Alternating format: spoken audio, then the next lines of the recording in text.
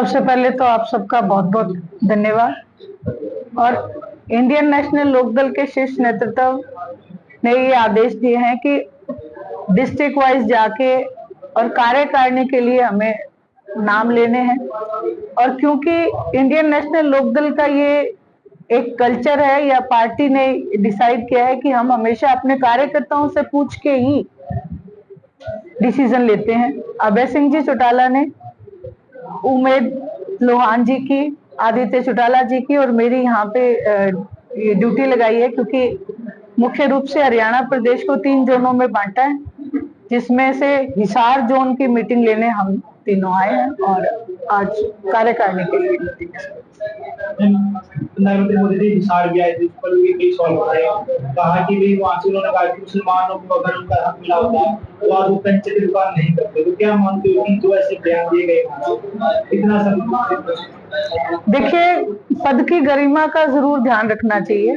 प्रधानमंत्री जी ने हिसार को अच्छी सौगात दी है, एयरपोर्ट। वैसे तो उसके 7 बार उद्घाटन हो चुके हैं, एक बार और हो गया। अब देखते हैं वो उद्घाटन कितना कारगर सिद्ध होता है।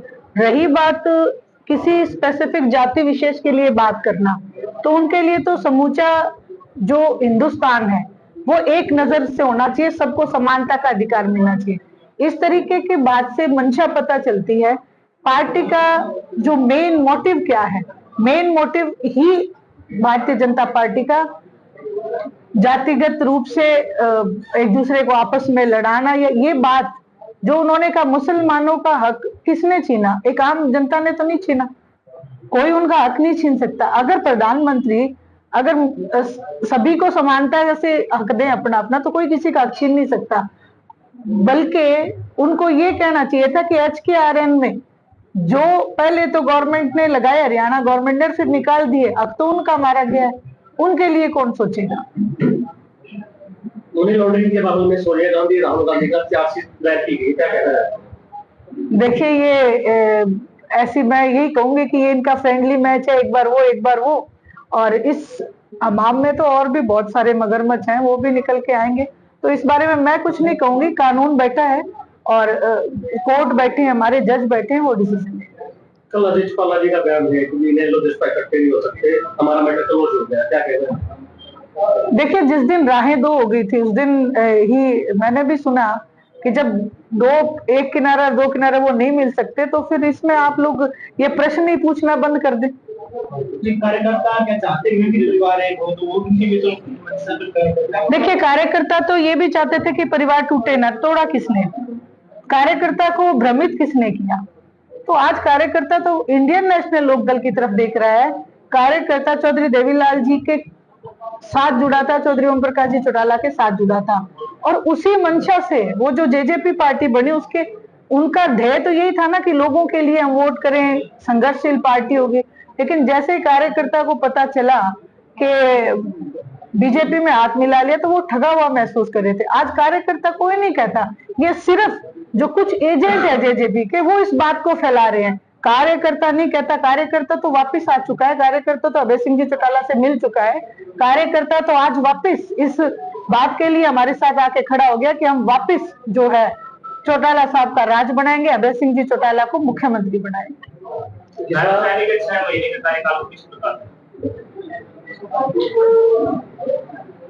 भारतीय जनता पार्टी में अगर आप देखें कि मुख्यमंत्री पद की गरिमा क्या, मुख्यमंत्री जी के जितने भी MP हैं, कैबिनेट मिनिस्टर तक ये कहते हमारी चलती नहीं।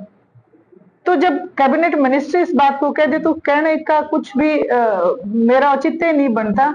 HKRN के जो भर्ती किए थे उनको बाहर निकाल दिया, एक पेपर लीक हो चुका। ये इनका एक ही मकसद है कि पेपर लीक करा दो या जो भर्ती के उनको निकाल दो। 2100 रुपए महिलाओं के लिए इन्होंने घोषणा की थी।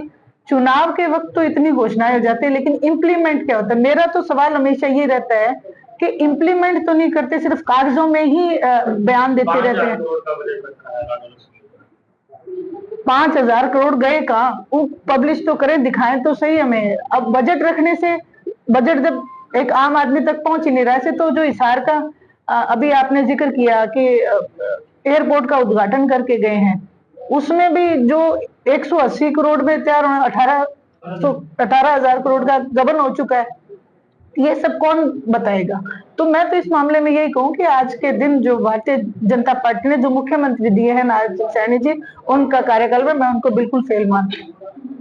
विदेश फोगाट को बीजेपी सरकार ने जयपुर में राशि दी, उसके बाद ब्लड तक का ऊपर जारी है। तो ऐसे में जो दूसरे खिलाड़ी हैं जो लोग आवाज उठा रहे हैं सबको एक समान नीति बना जाए जो खेल नीति होती है, ऐसे में तो फिर वो देखिए ये बीजेपी नहीं दे रही विनेश फोगाट को। विनेश फोगाट का खुद का अधिकार है, वो एक खिलाड़ी है, वो उनका अधिकार है। बीजेपी नहीं दे रही है किसी को कुछ, ये तो उनका अधिकार है जो दे रहे हैं। अगर आप गांव ग्रामीण अंचल में देखोगे, सड़क बनाना, सड़क तो एक अधिकार है, आम आदमी की पॉकेट से जाता है पैसा।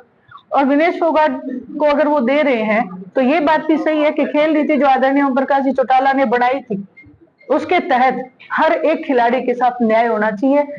इस तरीके से उनको आपस में बांटिए, तो बीजेपी की पॉलिसी है कि एक को आप करके दूसरे को उनसे तोड़ने का काम करते हैं। यही इनकी पॉलिसी यही रही है। कृषि मंत्री श्याम सिंह राणा की बैठक में, बैठक में एक जो शिकायतकर्ता वकील था उसको बदतमीज करके बाहर निकाल दिया गया। अवैध खनन के मामले में मैंने सवाल किया, क्या कहेंगे इस की बैठकों के बारे में? देखिए, मैंने वो देखा नहीं, और जैसे ही मैं देखूं, मैं तो यही कहूंगी कि आवाज उठाने का अधिकार होना चाहिए। अगर आवाज सच्ची है तो उसके ऊपर काम भी होना चाहिए। ये एक नैतिक जिम्मेवारी बनती है। आप बीजेपी का ना रह के आप एक आम जनता के नुमाइंदे हैं, आम जनता के प्रति न्याय करना चाहिए।